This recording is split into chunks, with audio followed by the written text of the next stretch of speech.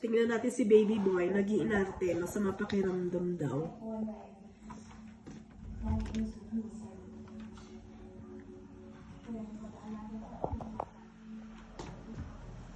Pao, binantayan mo ba mabuti?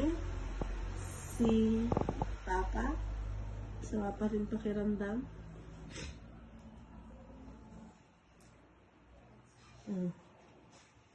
Pa.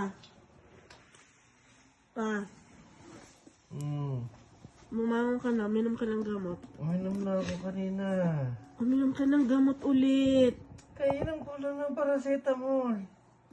Sige na, tumayo ka na dyan at uminom ka ng gamot mo. Ito. Kainom ko nga. Ito, mas effective to.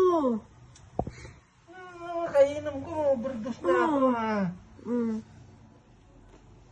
Ay, ano to? Siguro naman dyan, gaganda na pakiramdam mo. Ay, ano to? Ano to? Ay, Yung tinuro mo sa akin nung isang araw. ay. Ito nga siguro yung ano. Ano ko nga? Ito ba yun? Yan yun, yung tinuro mo sa akin. Ay, ito nga. Ay. Ay, ang ganda. Siguro naman gagaling ka na dyan. Oo.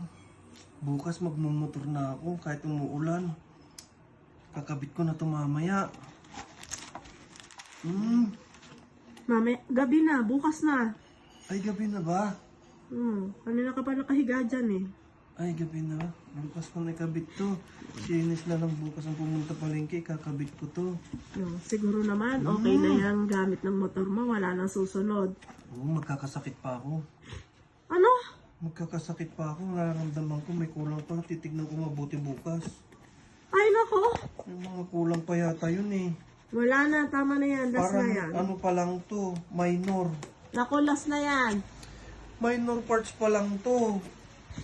Meron pa yung mga major parts. Ay! Thank you, mama ko. Pakiyas.